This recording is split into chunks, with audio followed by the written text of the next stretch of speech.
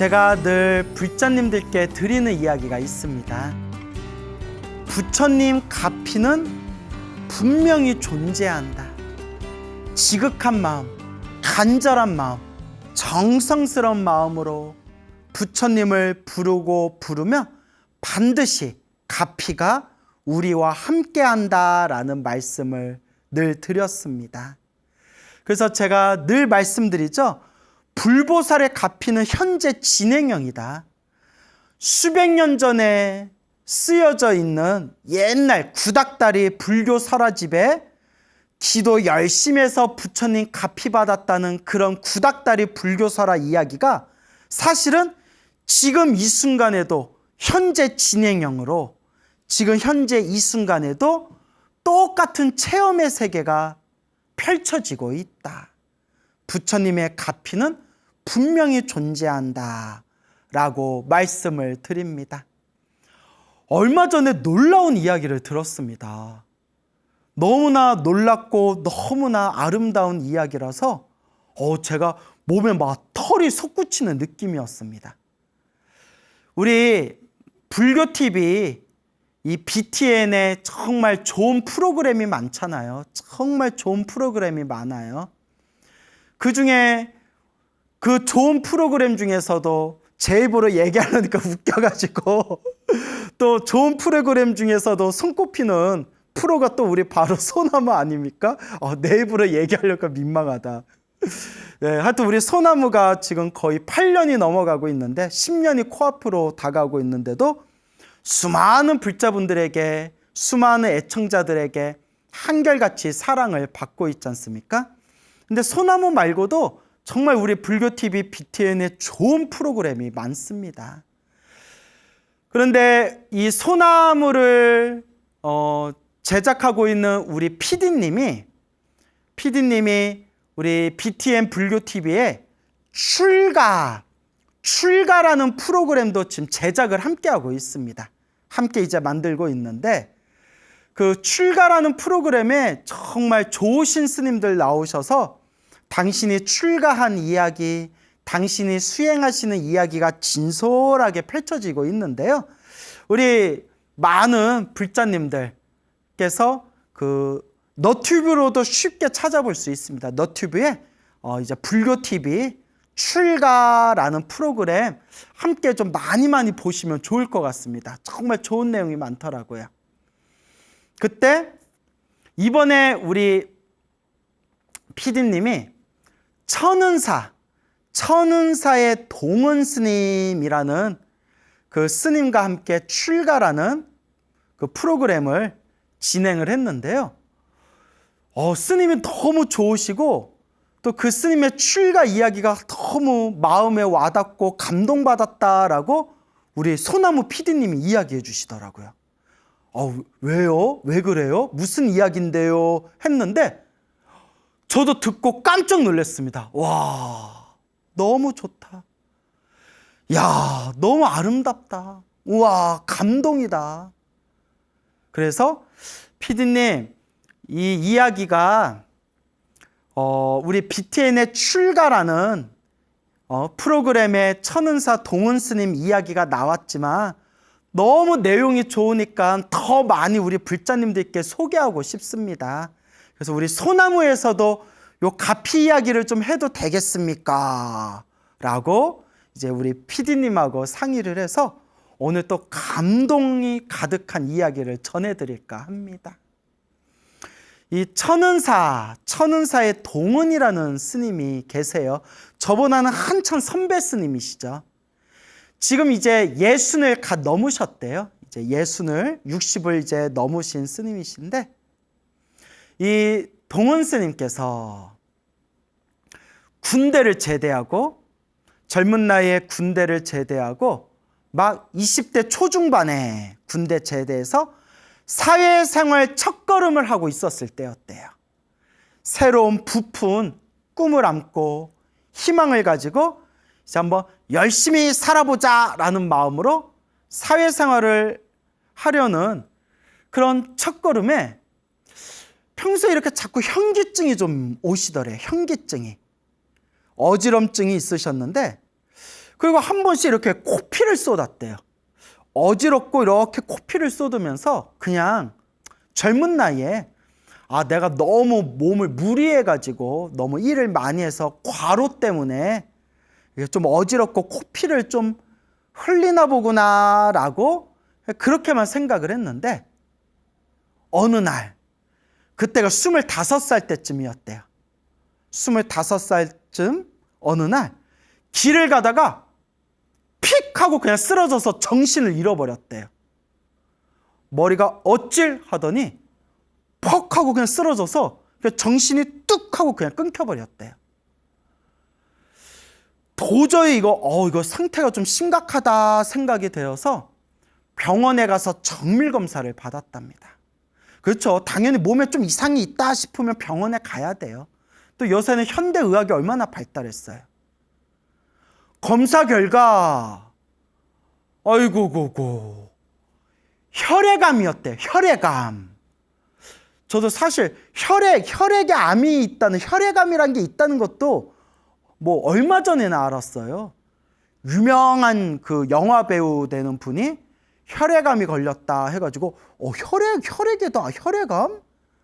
그래도 저도 뭐 의학에 대한 지식이 낮은 편이라서 혈액암이란 것도 있구나 라는 얼마 전에 알았는데, 이 스님께서 25살 때 지금으로부터 거의 약 40여 년 전쯤, 거의 40여 년 전쯤에 혈액암을 판정받은 거예요. 의사가 하는 얘기가 이대로 가면 2, 3년 정도 남았습니다. 앞으로 한 2, 3년 정도, 오래 살아봤자 2, 3년 정도입니다. 시한부 판정을 받은 거예요. 20대 중반의 나이에 길어야 2, 3년입니다. 시한부 판정을 받은 거예요. 어이구구구, 이걸 어떻게 해요? 또 40여 년 전쯤이니까 지금보다 또 현대 의료기술이 훨씬 지금보다 뒤떨어졌을 때 아니에요? 40년 전이면. 또 그때도 물론 뭐 혈액암에 대한 치료법이 뭐 골수 이식을 하는 방법이 있대요. 근데 돈이 어마어마하게 많이 들어서, 엄청나게 큰 돈이 들어서 평범한 서민들은 감히 생각도 못할 정도로 하여튼 굉장히 치료하기가 어렵고 난해한, 그 시절 정말 고치기 힘든 난치병이었대요.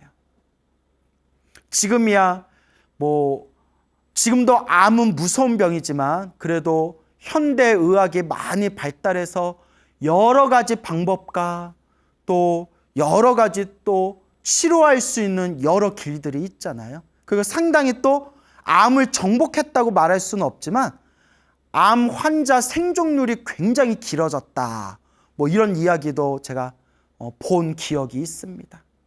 근데 지금으로부터 40여 년 전쯤 혈액암 판정을 받고 길어야 2, 3년입니다. 시한부 판정을 받은 거예요.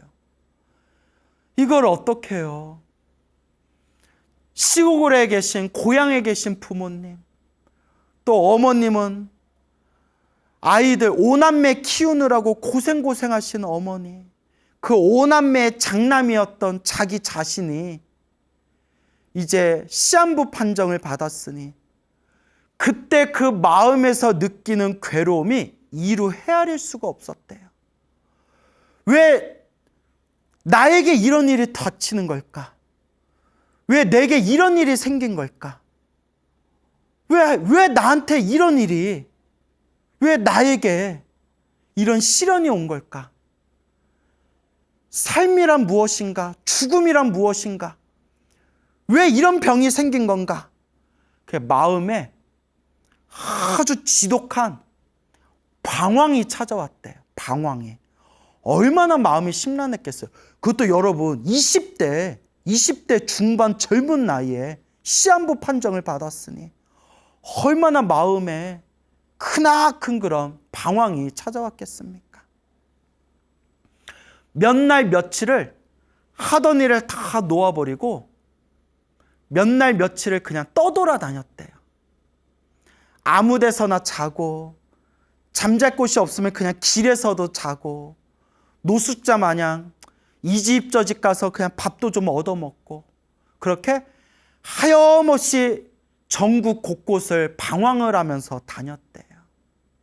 그러다가 버스를 타고, 목적지 없는 버스를 타고, 하염없이 버스를 타고 길을 가다가 종점에서 내렸는데 어느 산골 마을에서 내렸대요.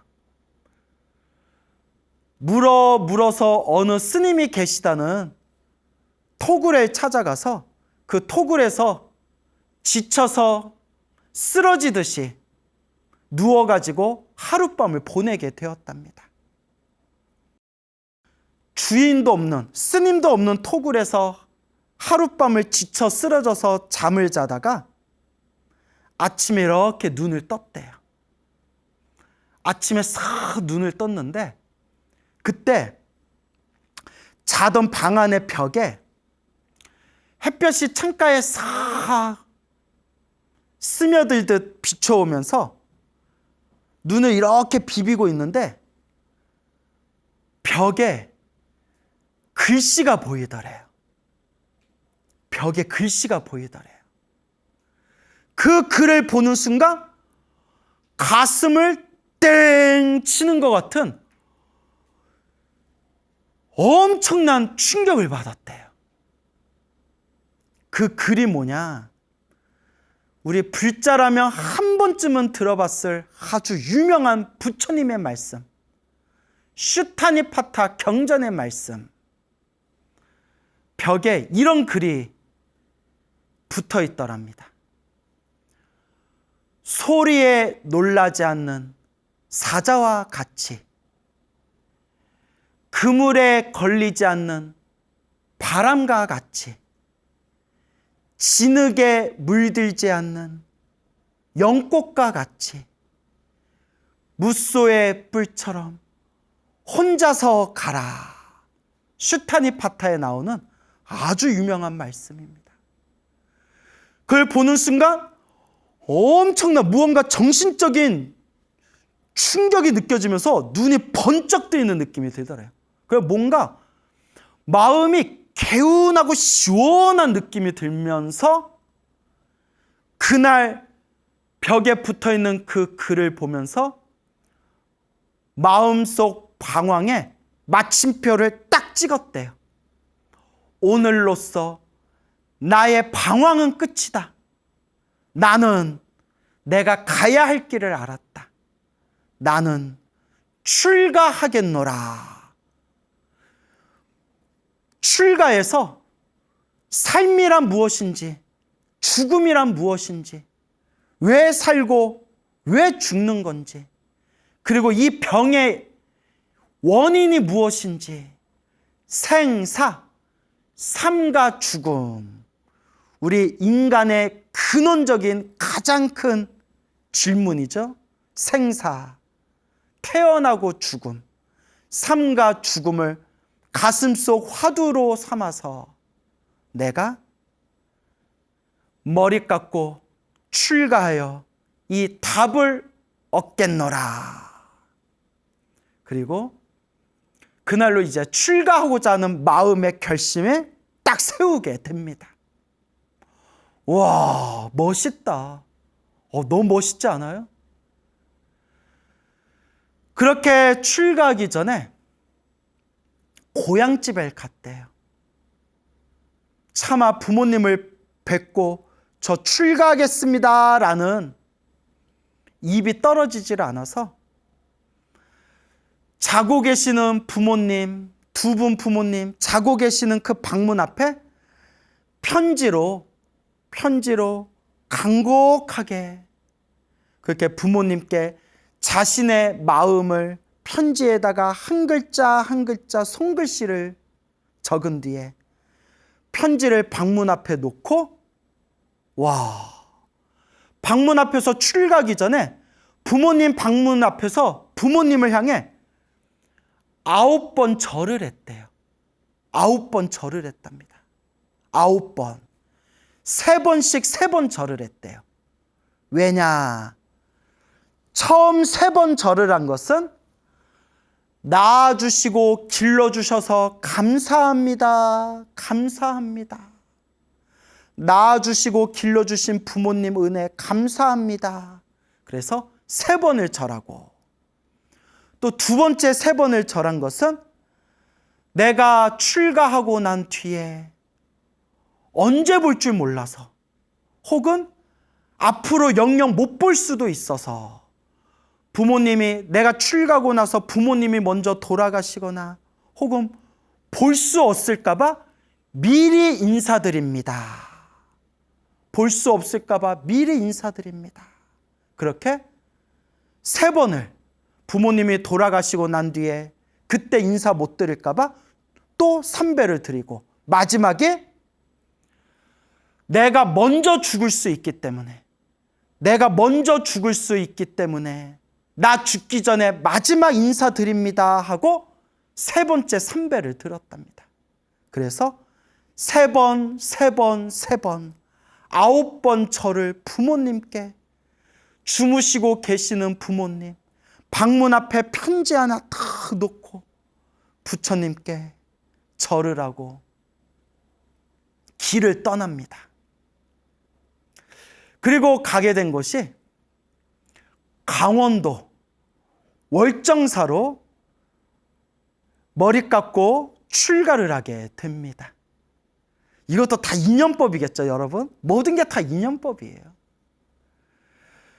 전생에 어떤 서로의 업의 인연이 있었는지는 모르겠지만, 강원도 가장, 우리나라 가장 끄트머리, 저 북쪽 강원도의 월정사에서 내가 머리 깎고 출가하겠노라 라고 결심하고 월정사에 들어가서 이제 행자 생활을 하게 됩니다. 그런데 머리 깎고 출가하기 직전에, 행자 생활하기 직전에 월정사에 딱 도착했을 때 법당에 참배를 드리는데, 법당에 절을 올리는데, 삼성각에 들어갔는데 삼성각에 이렇게 불전함이 하나 있더래요. 근데 그 불전함이 불교병원 건립 모금함이라고 적혀 있더래요. 그러니까 불교병원 건립하는데 이제 시주를 받는 복전함이었나 봐요. 그걸 딱 보는 순간, 당신도 사실 출가하게 된 게 이 병으로 인한, 혈액암으로 인한 시한부 판정, 길어야 2, 3년입니다.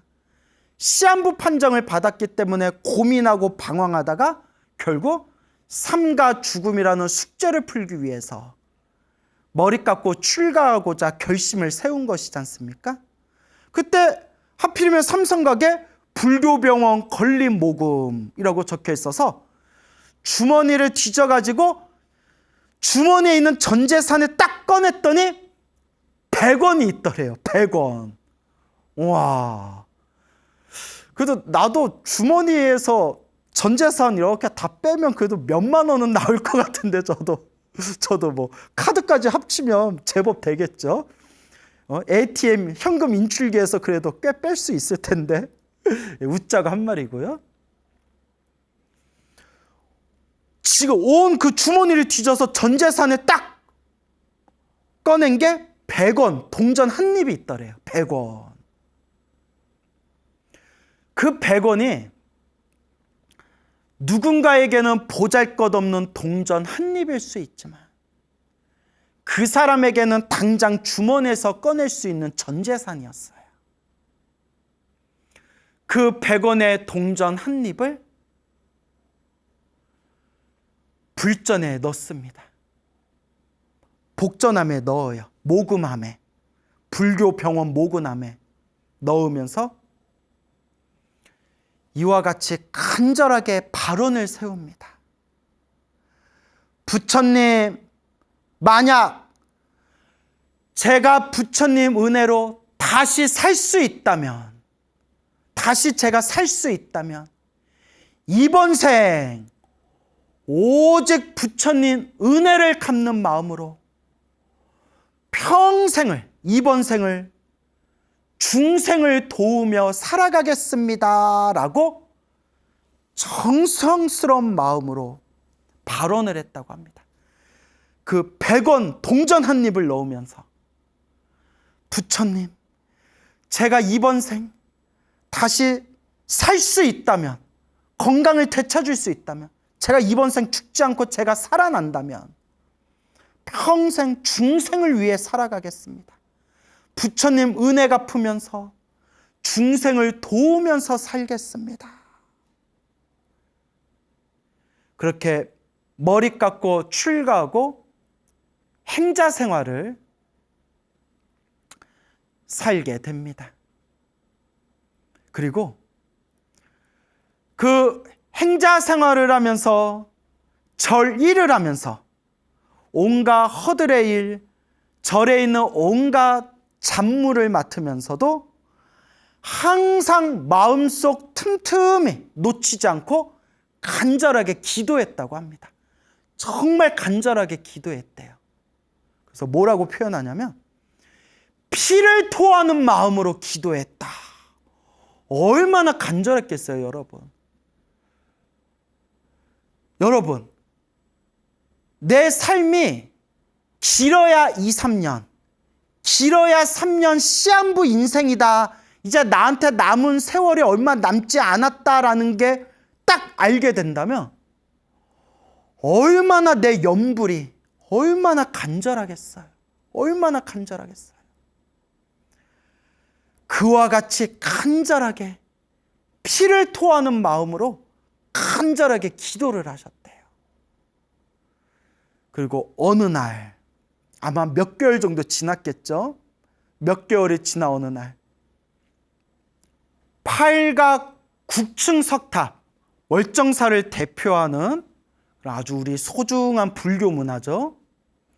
그 유명한 월정사의 팔각 국층 석탑 앞에서 하염없이 기도를 했대요. 하염없이, 간절하게 하염없이 그 팔각 국층 석탑 앞에서 간절히 기도하고 있는데 월정사 다녀오신 불자님들은 다들 알고 계시죠? 그 국층 석탑 앞에 돌로 만들어진 석조 보살 좌상이 있습니다. 그래서 우리가 야광보살이라고 하거든요. 야광보살. 돌로 만들어진 한쪽 무릎을 땅에 굽히고 우슬착지로 합장하고 있는 야광보살, 석조 보살님이 계시는데 이 행자가 팔각 구층 석탑에서 간절히 기도하고 있는데 팔각 구층 석탑 앞에 무릎 꿇고 앉아 계신 야광보살님이 벌떡 자리에서 일어나시더래요. 어떻게? 벌떡 자리에서 일어나더니 뚜벅 자기 앞으로 걸어오시더래요. 우와, 보살님이 그 월정사를 대표하는 그 유명한 팔각 구층 석탑 앞에 이렇게 무릎 꿇고 합장하고 다 이렇게 앉아 계시는 우리 야광보살님이 다 일어나시더니 뚜벅 걸어오시더니 환한 미소를 지으시더래요. 환한 미소를 지으면서 손으로 자기의 머리를 어루만져 주시더래요. 그 야광보살님의 손길이 몸에 닿는 순간 온몸에 전기가, 온몸의 전류가 완전히 쫙 통하는 느낌이 들면서 기쁨과 환희 속에서 너무나 그 감동과 기쁨과 환희를 느끼면서 온몸에 그 전기와 같은 희열감이 느껴지며 부처님 감사합니다 하는 순간 딱 눈을 떴더니 꿈이었대요. 꿈이었어요. 벌떡 눈을 뜨고 벌떡 자리에서 일어났는데 온몸이 땀이 흠뻑 젖어 있더랍니다. 그리고 너무나 몸과 마음이 편안하더래요. 그 순간 그 자리에서 뛰쳐나가서 8가 9층 석탑 야광보살님이 계신 곳에 가서 그 자리에서 땅에서 하염없이 절을 올렸답니다. 부처님 감사합니다. 부처님 감사합니다. 야광보살님 감사합니다. 그리고 그와 같이 꿈속에서 야광보살님의 손길을 마주하고 난 그 이후로 시한부 판정을 받았던 혈액암이 싹 사라지셨다고 합니다. 와, 너무 멋있다. 이 몽중가피를 체험하신 이 천은사의 동은 스님께서 늘 불자님들께 이와 같이 말씀하신다고 합니다. 지극하고 간절한 기도는 반드시 가피가 있습니다. 부처님 가피는 분명히 존재합니다. 왜냐? 내가 체험했기 때문입니다. 이게 바로 불교입니다. 머리로 따지고 귀로만 듣고 지식으로만 이해하는 게 불교가 아닙니다. 몸으로 부딪히고 몸으로 실천하고 몸으로 체험하는 거, 이게 바로 불교입니다. 그래서 제가 늘 드리는 이야기지만 신도님들 중에 스님, 저는 소나무에 나온 이야기 100% 믿어요. 믿습니다. 100% 믿어요. 아니 왜요? 스님, 제가 체험했기 때문입니다. 스님이 소나무에서 했던 그 가피 이야기들 저도 체험했기 때문에, 저도 해봤기 때문에 100% 믿습니다. 자기가 체험해봐야 됩니다. 지극하고 간절한 기도는 이와 같이 부처님 가피가 있습니다. 그렇게 부처님의 가피로, 야광보살의 가피로 건강을 되찾은 스님께서는 지금도 아주 정석대로 부처님 가르침을 공부하시고 지금은 천은사의 주지소임을 맡고 계시면서 지금 이 순간에도 부처님 은혜를 갚는 마음으로 아주 열심히 전법포교를 하고 여러 공덕을 닦고 계신다고 합니다. 정말 아름답지 않을 수가 없습니다. 그래서 제가 이 이야기를 전해 듣고, 정말 다 아는 이야기지만, 내가 8년 동안 맨날 떠들었던 이야기지만, 정말 부처님의 이 위대한 가피 아래, 이 부처님의 찬란한 이 광명이라는 가피의 태양 아래 살아가는 우리 불자들은 얼마나 복된 삶인가 라고 마음에 되새겨 봅니다. 여러분, 좋은 일도 나쁜 일도 다 내가 지은 업의 인연입니다. 행복도 불행도 다 내가 지은 업의 인연입니다. 우리 중생들이 살아가는 모든 모습이 다 내가 지은 업의 인연법대로, 다 복대로 살아가는 겁니다. 우리 천은사 동은 스님께서도 이와 같이 갑자기 혈액암에 걸리셔서 시한부 판정을 받았던 것도 당신이 이번 생에 갚아야 할 무언가 업보의 빚이 있었던 것일 것이고, 그런 와중에서도 방황하다가 호련히 이름 모를 어느 토굴에서 잠이 들었는데 아침에 눈을 떠 벽에 붙어있는 부처님의 말씀, 그 부처님 말씀에 마음에 크나큰 충격을 받고 방황의 마침표를 찍고 나서 머리 깎고 출가할 수 있었던 것도 바로 이 동은스님이 지었던 선업의 인연, 바로 복이 있었기 때문입니다. 부처님 법을 만나는 것은 엄청난 복이고, 부처님 법을 만나서 출가할 수 있다는 것도 엄청난 복입니다.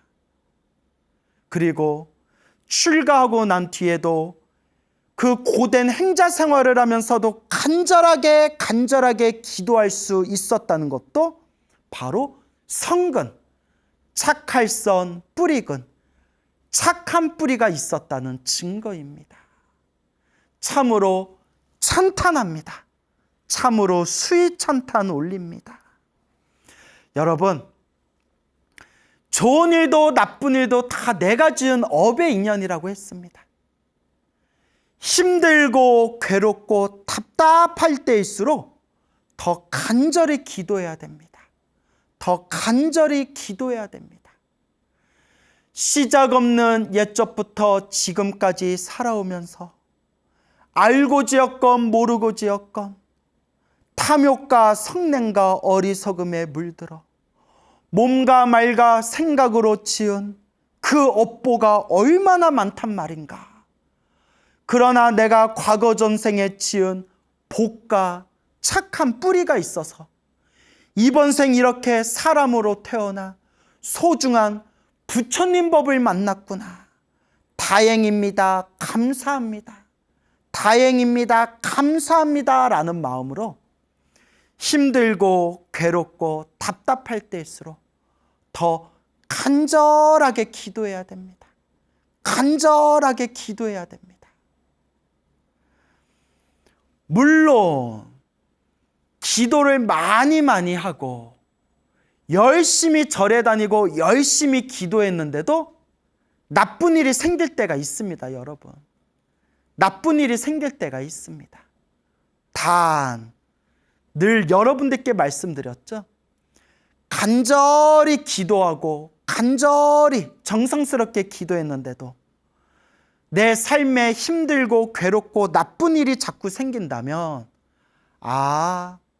내가 과거 전생에서부터 무거운 업보가 많았는데 크게 받을 업보를 작게 받고 있는 과정이구나.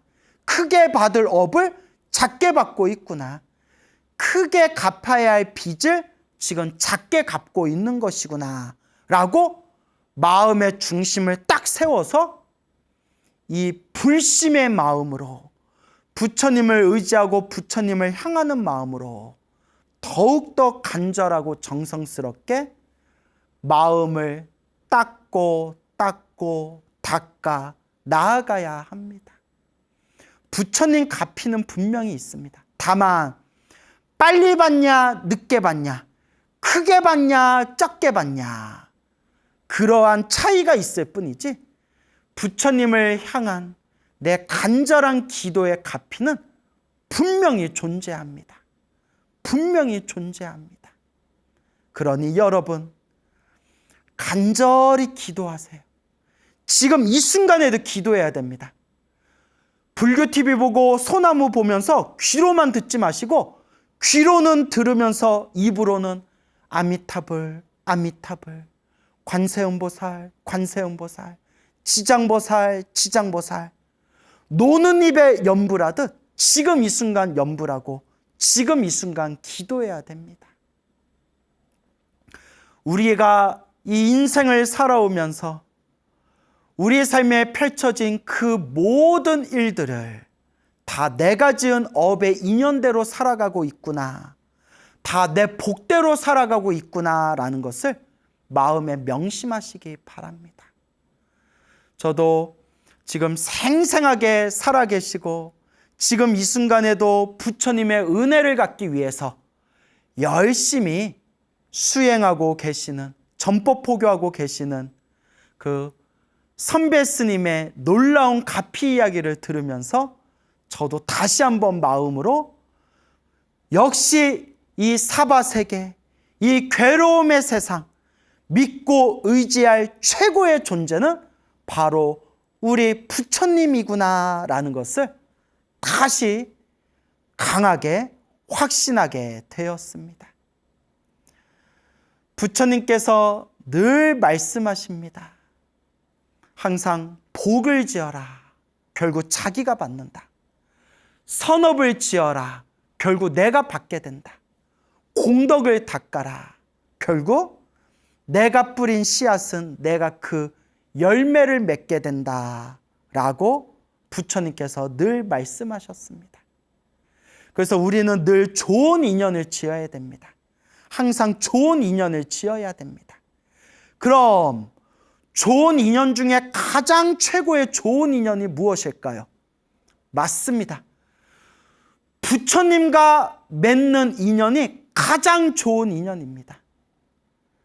세상에 잘 나가는 사람이 아무리 많아도 부처님보다 잘 나가는 사람은 없습니다. 세상에 권세가 높은 사람들이 많아도 부처님보다 위대한 존재는 없습니다. 부처님과 인연을 맺으며 살아가는 것, 이게 가장 좋은 인연을 심는 것입니다. 그럼 부처님과 인연 맺는 가장 좋은 방법이 무엇일까요?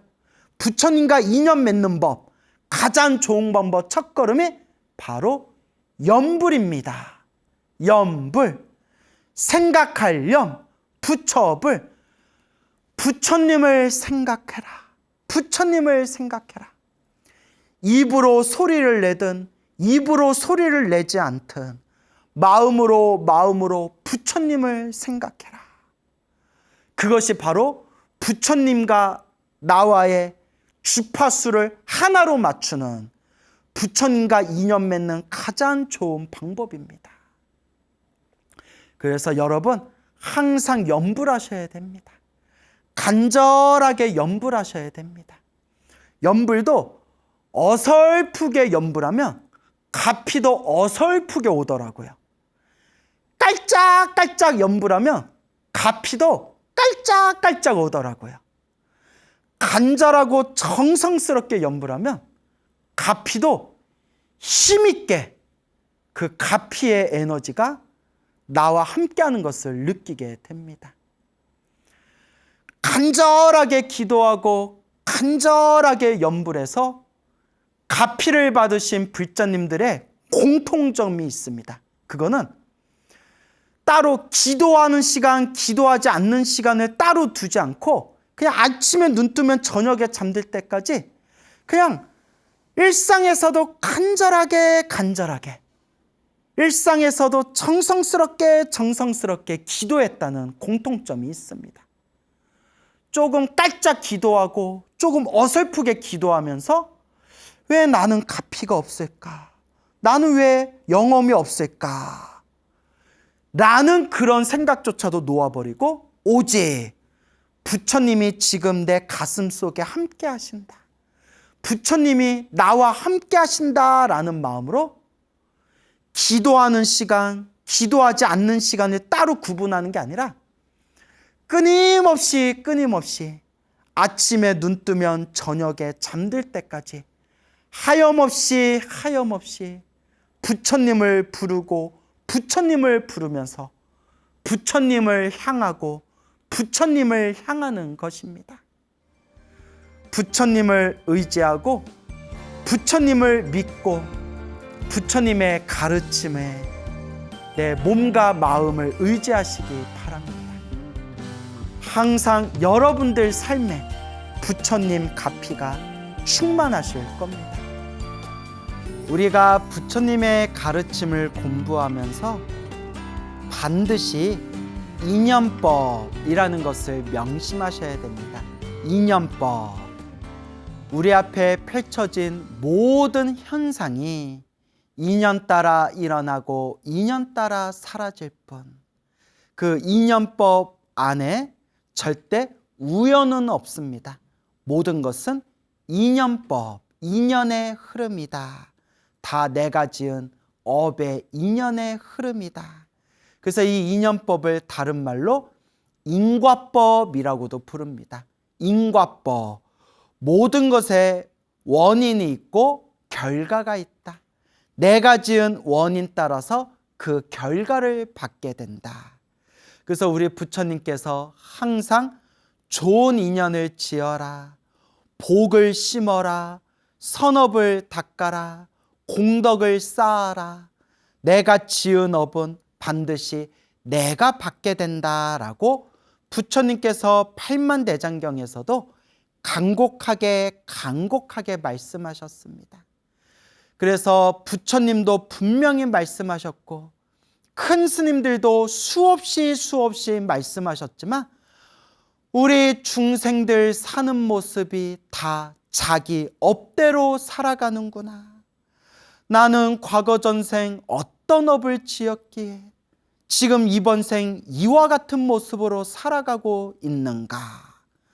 좋은 일도 나쁜 일도 내가 지은 업의 결과이다. 그러면 누가 닦아야 할까요? 맞습니다, 여러분. 내가 닦아야 된다. 내 스스로 닦아야 된다. 내가 내 스스로 닦아나가는 수행의 종교, 실천의 종교가 바로 부처님의 가르침, 불교가 되는 것입니다. 그래서 힘들고 괴롭고 답답할 때일수록 내가 닦아야 된다. 내 스스로가 닦아야 된다. 염불을 하든 경전을 독송하건 경전을 사경하건 다란이나 주문을 외우건 부처님께 간절하게 절을 하건 나한테 딱 맞는 그런 기도법, 가장 내가 좋아하고 끌리는 그런 기도법을 딱 선택해서 간절하고 정성스럽게 꾸준히 닦는 수밖에 없습니다. 우리 중생이 시작 없는 옛적부터 지금까지 태어나고 죽고 태어나고 죽는 윤회를 반복하면서 알고 지었건 모르고 지었건 몸과 말과 생각으로 지은 이 업보가 얼마나 많을 것인가. 지금 이번 생 사람으로 태어나 부처님 법을 만났을 때 지금 닦지 않으면 언제 닦을 것인가? 지금 닦지 않으면 언제 닦을 것인가? 라는 마음으로 스스로 업장을 소멸하고 몸으로 짓고 입으로 짓고 생각으로 지은 이 업장을 소멸하고 끊임없이 복과 지혜와 공덕을 닦아나가야 합니다, 여러분. 닦아야 합니다. 몇십 년 전에 중국에 묘용이라는 비구니 스님이 계셨다고 합니다. 이 묘용이라는 비구니 스님이 어렸을 때 부모님께 어머니께 사랑받는 아이로 자라나서 그렇게 군대에 들어가서 여군으로 군대에 들어가서 중위로 그렇게 제대를 하게 되고 그렇게 좋은 직장에서 회사 생활을 잘 하다가 이 마음의 깊은 불심으로 결국은 그 좋은 직장도 내려놓고 머리 깎고 출가를 하게 되었다고 합니다. 그래서 묘용이라는 법명을 가진 비구니 스님으로 그렇게 산 깊은 산사에서 수행을 하게 되었는데 그 묘용 스님이 맡은 업무가 소임이 그 변속간 해우소에서 분뇨를 이렇게 바가지로 퍼가지고 그 밭에다가 스님들이 자급자족해서 먹는 채소 밭에다가 그 분뇨를 이렇게 뿌려주는 그런 소임을 맡았다고 합니다. 그래서 우리 절집에서는 지금이야 절집이 현대화되고 또 여러모로 시스템이 아주 그냥 정교해져 가지고 이제 요새는 이제 스님들도 그렇게 거친 노동일을 잘 하지 않고 마음만 먹으면 얼마든지 공부에 집중할 수 있는, 그러니까 몸에 크게 어려운 일 없이 공부에만 집중할 수 있도록 시스템이 옛날에 비해서는 잘 갖추어지긴 했지만 우리나라도 몇십 년 전까지만 하더라도 스님들이 장작 패오고 직접 가마솥에서 밥 짓고 스님들이 직접 채소 가서 그렇게 밭일도 하고 농사도 지었던 시절이 불과 몇십 년 전이었다고 합니다.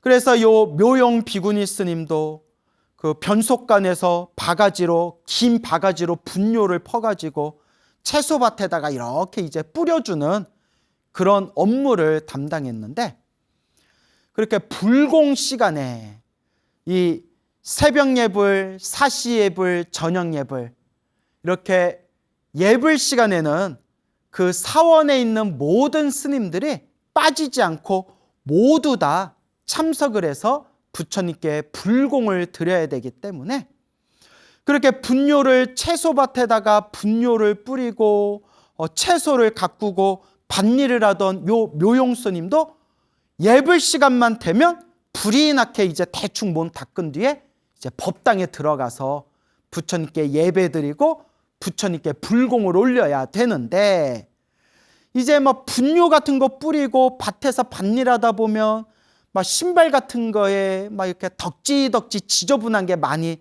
묻어 있을 수 있지 않습니까? 그런데 여러분, 중국의 법당은 특히 옛날에 만들어진 중국 사찰의 법당은, 중국에 있는 사찰의 법당은 바닥이 돌로 돼 있다고 합니다. 바닥에 벽돌 있죠. 벽돌로 이렇게 쌓아놨기 때문에 한겨울에 그 돌의 냉기가 어마어마하대요. 춥대요. 근데 우리나라는 오래전부터 온돌 문화고, 또 우리나라 한국의 사찰 문화는 이렇게 땅 위에 그 이제 나무 있잖아요. 아주 질 좋은 나무로 나무 바닥을 다 이렇게 마루 바닥처럼 나무로 만들어 놓고 했기 때문에 그렇게 맨발로 들어가더라도 어느 정도 냉기를 좀 막을 수는 있지만, 또 우리는 보통 좌복이라고 해가지고 방석, 바깥말로는 방석, 우리 절에서는 좌복이라고 하는데, 너무 추울 때는 좌복 깔아놓고 좌복 위에 이렇게 서 있으면 바닥에서 올라오는 냉기 같은 걸 좌복이 딱 막아주거든요. 근데 중국 사찰의 법당은 바닥이 벽돌로 되어 있고, 그 벽돌에서 한겨울에도 냉기가 엄청 많이 쏟아져 올라온대요. 그러다 보니까 스님들이 벽돌로 바닥이 되어 있는 중국 사찰의 법당에 들어갈 때 보통 푹신한 신발을 신고 들어가서 예배를 올리는 경우가 많은데, 요 묘용 비구니 스님은 막 밭일하고 막 분뇨를 막 밭에다가 뿌리고 하다 보니까 막 신발 같은 거에 덕지덕지 지저분한 게 묻어 있으니까 차마 더러운 신발을 신고, 비록 벽돌 바닥이지만 더러운 신발을 신고 법당 안에 들어갈 수가 없어서 그 더럽혀진 신발을 이렇게 이제 벗은 뒤에 딱 그 얇은 버선 같은 얇은 양말만 신은 상태로 벽돌 바닥 위에 몇 시간이건 이렇게 서서 부처님께 연불드리고 부처님께 불공을 올렸다고 해요. 그러다 보니까 그 추운 날에 벽돌 바닥에서 그 돌에 그 차가운 냉기가 그 맨발로 서 있는 그 묘용스님의 발가락과 발목과 무릎까지 그 냉기가 막 스며들더래요. 그러면 그걸 덜덜덜덜 참으면서 그냥 부처님을 향해서 이렇게 몇 시간씩 기도를 드렸는데, 에구구구, 우리 같으면 그냥 깨끗한 신발이라도 하나 좀 미리 준비했다가, 그러면 법당 들어갈 때는 그 깨끗한 신발로 갈아 신고 들어가든가, 뭐 어떻게 그렇게 좀 꾀를 좀 내지. 너무나 우직하고 너무나 성실하다 보니까 법당에 들어가는데 지저분한 신발로 들어가면 안 되지, 신발 벗고 들어가야지 하고 벽돌로 만들어 놓은 맨바닥에서 부처님을 바라보면서 기도를 하다 보니까 냉기가 무릎, 다리 관절 뼈마디에 냉기가 스며들기 시작하는데, 지금 말로 하면 이제 악성 관절염에 걸리는 거예요. 악성 관절염. 여러분, 스님이건 머리 길른 제가자건 할 것 없이 아프면 병원 가야 돼요, 여러분.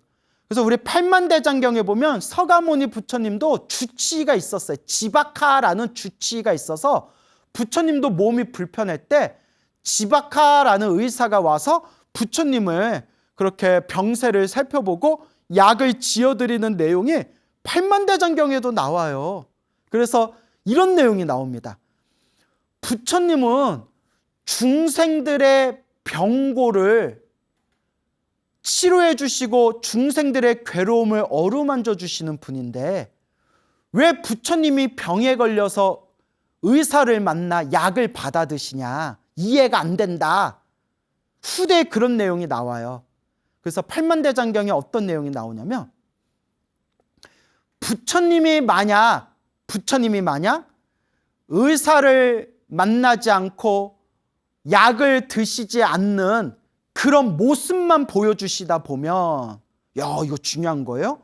부처님이 의사도 만나지 않고 약도 드시지 않는 모습만 보여주시면 머나먼 후대에 부처님의 제자인 스님들이 몸이 아파가지고 뭐 의사를 만나거나 약을 먹게 되면 사람들이 손가락질을 하면서 부처님은 의사를 만날 일도 없고 약을 드실 일도 없었는데 저 스님들은, 부처님 제자들은 부처님도 의사를 안 만나고 약도 안 먹었는데 부처님 제자들은 툭하면 의사를 만나고 툭하면 약을 받아 먹는구나, 에이그 하고 후대의 스님들이 몸이 아팠을 때 의사를 만나고 약을 받아 먹는 그 모습을 보고 사람들이 손가락질하고 비난하는 그걸 부처님께서 미연에 방지하시기 위해서 일부러 석가모니 부처님이 중생들 앞에서 몸이 아픈 모습도 보이시고 몸이 아프면 의사를 만나는 모습도 보여주시고 의사를 만나서 약도 받아 드시는 모습을 일부러 보여주신 것이다. 한마디로 몸 아프면 의사를 찾아가고 의사가 약 지어주면 약을 먹어라. 그게 정상이다 라는 걸 일부러 보여주기 위해서 부처님이 의사를 만나고 약을 지어 드시는 걸 일부러 부처님이 보여주신 것이다. 그런 내용이 팔만대장경에 나와요. 야, 우리 부처님 멋지죠? 부처님은 미래에 일어날 일들까지 다 계산하고 다 꿰뚫어 보시고 우리 중생들을 위해서 여법하게 가르침을 펼치신 거예요. 그러니까 요 묘용 비구니 스님이 막 관절에 냉기가 스며들어가지고 막 온몸이 막 찢기듯이 아플 때 병원에 가서 치료를 받아야 되는데, 우리 기도하는 불자님도 이거 잘 들으셔야 돼요. 요 성실하고 우직한 묘용 비구니 스님이 몸이 막 아프니까 막 바닥에 냉기가 스며들어가지고 관절이 막 아프니까 한다는 말이, 내가 전생의 업장이 두꺼워서 이렇게 몸이 아픈가 보다, 내가 더 열심히 기도해야 되겠다 하고 병원을 안 갔대요. 그냥 병원에 가시라고요, 여러분. 아프면 병원에 가는 게 정상이에요. 예? 몸이 아픈데 병원에 갈 필요 없어. 기도하면 저절로 병이 나. 이거는 사이비들이 나는 얘기예요. 아프면 병원 가서 약부터 먹고, 그래도 안 나으면 병원에서 치료받으면서 부처님께 간절하게 기도하면서 마음을 닦아라. 이렇게 생각을 해야지. 야, 병원에 갈 필요 없어. 약 먹을 필요 없어. 기도하면 부처님이 알아서 고쳐줘. 요것도 너무 극단적인 생각이에요, 여러분. 그러니까 제가 말하고 싶은 의미를 잘 아시겠죠? 기도는 밥 먹고 쉼 쉬듯이 항상 기도하고 업장소멸하되, 몸이 아프면 병원에 가고 졸리면 잠자고, 예? 목마르면 물 마시고 배고프면 밥 먹고, 걷다가 피곤하면 좀 앉아서 쉬고, 이게 바로 기본이고 상식이고 정상이라는 겁니다, 여러분. 그래서 요 묘용 비구니 스님이 온몸에 악성 관절염이 걷잡을 수 없을 정도로 이제 온몸에 퍼져가지고 다리가 막 부종이 생겨서 발과 다리가 탱탱 붓고 관절이 찢기듯이 아파가지고 도저히 사찰에서 일상생활을 할 수가 없을 지경까지 이르렀다고 합니다. 도저히 일상생활도 안 되는 상황에서 이제 병원에 치료를 받기 위해서 그때서야 어머니가 계시는 속가집으로 내려와서 병원에 가니까 병원에서 상태가 많이 안 좋습니다. 이 상태로 몸에 더 퍼지면 이제 반신불수가 돼서 자리에 누워야 됩니다. 라는 얘기를 듣고 요 묘용 스님이 충격을 받게 됩니다. 이걸 어쩌나 이걸 어쩌나, 내가 부처님 가르침을 잘 닦아서 널리 중생들을 구제하기 위해 머리 깎고 출가를 하고 수행을 했는데 오히려 내 몸뚱아리가 다 무너져서 몸을 드러눕고 중생 제도는커녕 내 몸뚱아리 하나도 구제하지 못할 정도가 되었구나. 이걸 어쩌나 이걸 어쩌나. 여러분, 힘들고 괴롭고 답답할 때가, 그때가 간절하게 정성스럽게 부처님께 기도할 때입니다.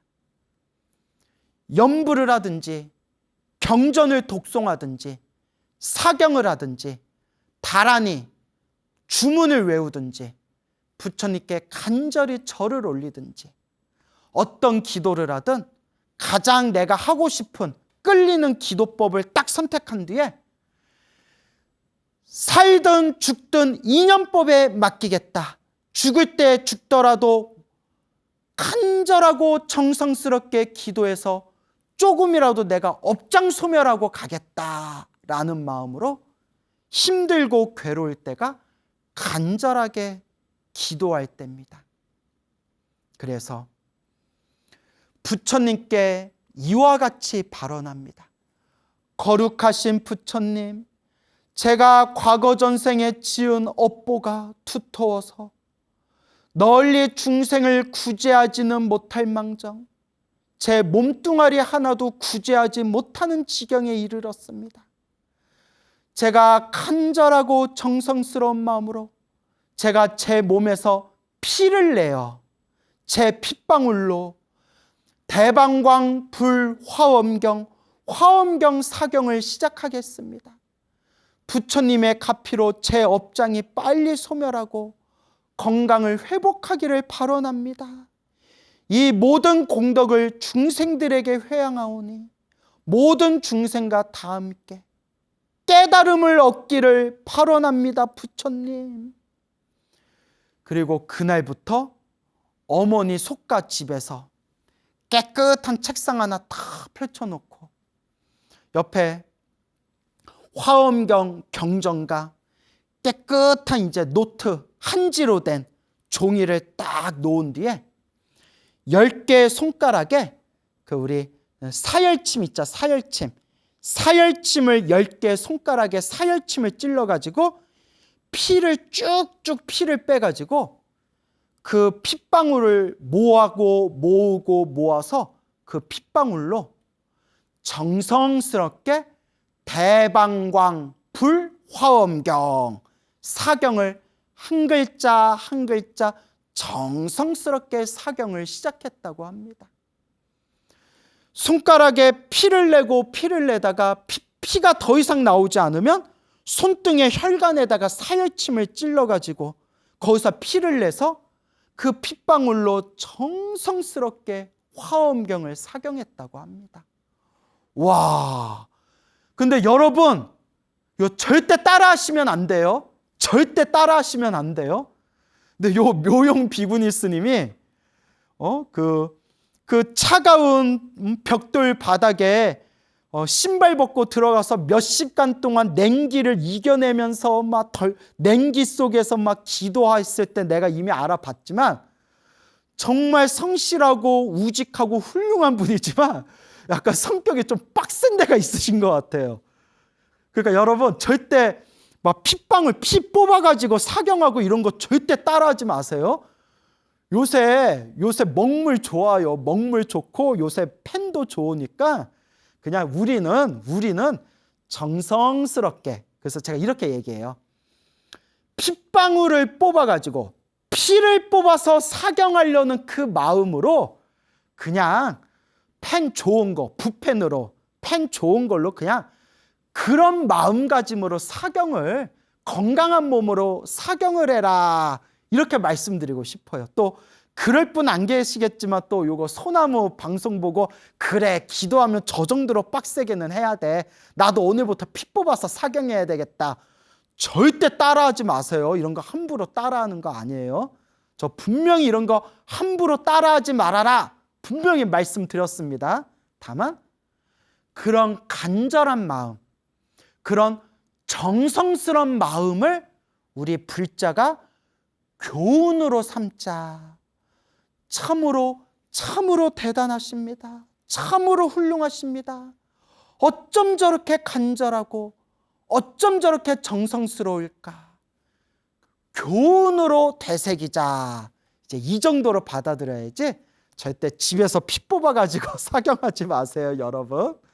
자, 어쨌거나 그래서 집에 같이 살고 있는 어머니가 자기 딸인 묘용 비구니 스님이 사경할 때 막 피를 막 뽑아가지고 막 정성스럽게 사경하는 그 모습을 볼 때 어머니가 차마 그 모습을 볼 수가 없어서 어머니가 일부러 외면하고 어머니가 일부러 비구니 스님, 자기 딸인 묘용 비구니 스님이 사경할 때 일부러 집안일 하는 척하면서 자리를 피하고는 했다고 합니다. 그렇게 몇 날 며칠이 지났을까요? 시간이 지나서 얼마의 시간이 지난 뒤에 어느 날 집안에 있던 어머니가 깜짝 놀랐대요. 그리고 묘용 비구니 스님한테 이렇게 얘기했대요. 내가 집안일을 하는데 책상에 앉아서 화엄경 사경에 집중하고 있는 스님의 모습을 얼핏 딱 봤는데 맙소사, 피를 뽑아 사경하고 있는, 화엄경 사경하고 있는 우리 스님의 몸에서 환한 광명이, 환한 빛이 방광하는 걸 봤어요. 제 눈으로 방광하는 걸 봤어요. 나무 아미타불 관세음보살, 나무 시아본사 서가모니불. 스님이 대방광불 화엄경 피를 뽑아서 사경을 하고 있을 때 스님 몸에서 환한 빛이 방광하는 걸 봤어요.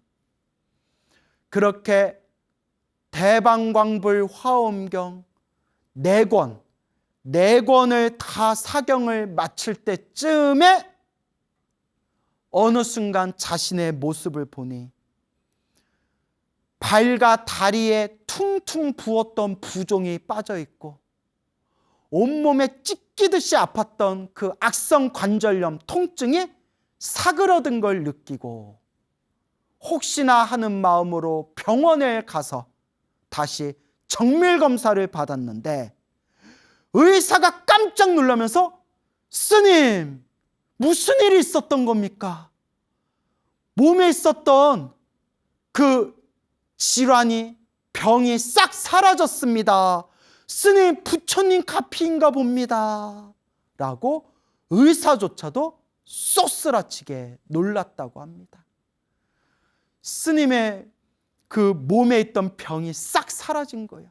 발과 다리에 있던 부종이 싹 사라지고 몸에 있던 악성 관절염 통증도 싹 사라진 거예요. 참으로 놀랍지 않습니까? 참으로 놀랍지 않습니까? 제가 예전에 이 감동스러운, 이 감동이 가득한 이 눈물겨운 이야기를 했는데 이걸 가만히 듣던 어느 불자님이 스님, 사경한다고, 피를 뽑아 사경한다고 사열침으로 피를 하도 많이 뽑아가지고 혈액순환이 잘 돼서 피를 뽑아서 사경하는데 사열침으로 손가락을 계속 찔러가지고 피를 많이 뽑아서 혈액순환이 잘 돼가지고 병이 빨리 나은 거 아닙니까? 이거 무슨 말이야 당나귀야.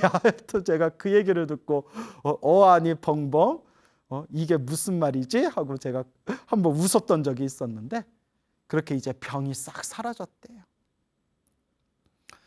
병이 싹 사라지고 건강을 되찾은 이 묘용 비구니 스님이 감동의 눈물을 뚝뚝 흘리면서 합장하고 이와 같이 발언하기를 부처님 감사합니다.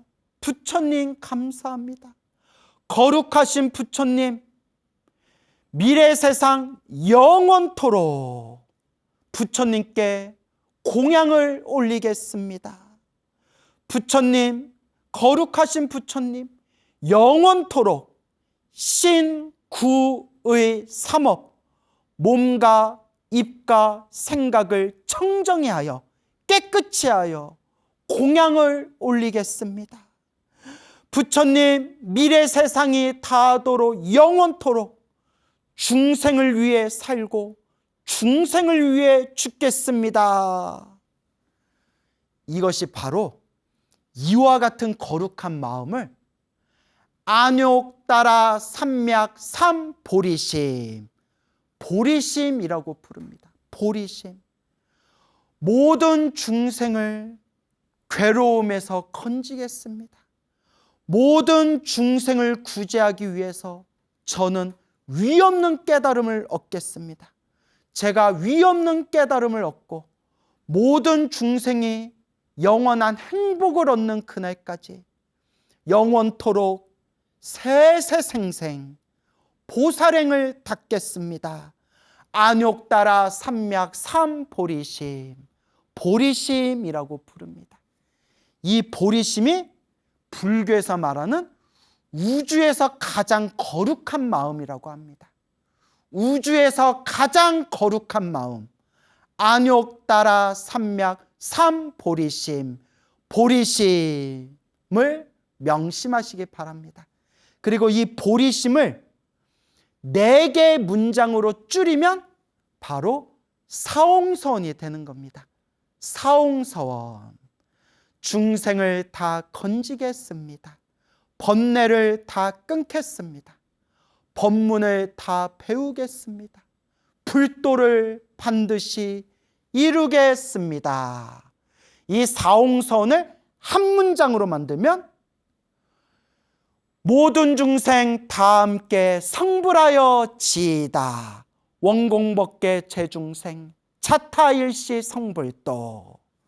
이것을 꼭 명심하시기 바랍니다.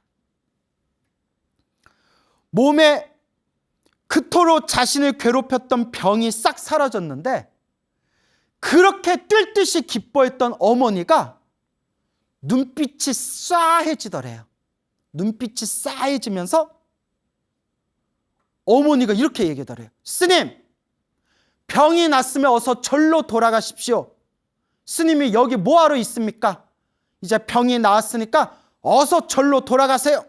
어머니가 그렇게 안면몰수하고 빨리 나가라고 어머니가 쎄한 표정으로 빨리 나가라고, 빨리 절로 돌아가라고 아주 어머니가 냉정하게 굴더래요. 우리 같으면 병이 나은 김에 조금 더 요양해라. 여기 따뜻한데 좀 더 누워 있어라. 여기 이거 몸 그동안 몸이 많이 축이 났을 텐데 이거 영양가 있는 것 좀 먹어라. 아이고 스님이지만 내 아들, 내 딸, 내 새끼 뭐 이런 게 뭐 부모의 마음이잖아요. 어머니가 쎄한 눈빛으로 안면몰수하고 냉정하게 스님 나았으면 어서 집에서 나가세요. 이게 왜 여기 있어요? 절로 가세요. 이러더래요. 그래서 너무나 묘용 비구니 스님이 서운해가지고 너무나 차가운 모습에 깜짝 놀라서 예 가겠습니다. 바로 가겠습니다. 병원에서 완전히 병이 사라졌다 회복됐다라는 말 듣자마자 그냥 집에서 막 가방에 짐 싸가지고 이제 기차 타고 또 가야 되니까 이제 기차역에 가는 택시를 집 앞까지 불러가지고 나 가요. 어머니 보살님 나 가요. 근데 어머니는 쳐다도 안 보는 거야. 빨리 가세요 스님. 뭐하러 있어요. 막 이렇게. 그래서 어머니지만 너무하다. 우리 어머니 너무하다. 그래서 이제 택시를 딱 탔어. 택시를 타서 이제 기차역으로 가려고 택시를 타서 출발하기 직전에 집 밖에 살짝 마중 나온 어머니가 눈물을 뚝뚝 흘리면서 울고 있는 모습을 본 거예요. 어머니가 막 그 택시 앞에서 살짝 마중 나와서 고개를 돌리고 어머니가 막 울고 있는 엄마의 모습을 본 거예요. 순간 묘용 비구니 스님도 막 눈물이 뚝뚝 날고 엄마도 울고 묘용 비구니 스님도 울고 하늘도 울고 땅도 울고 개구락지도 울고 택시기사도 막 울고 막 어머니가 나를 너무나 사랑하시는데 머리 깎은 출가자인 내가 부처님 법을 만났을 때 수행 더 열심히 하라는 뜻으로 일부러 저렇게 차가운 모습을 보여주시면서 저렇게 냉정한 모습을 보이면서 나를 빨리 부처님 계신 부처님 도랑 절로 빨리 보내려고 일부러 저러신 거구나. 일부러 저러신 거구나. 어머니도 막 울고 묘용 비구니 스님도 택시에서 막 울고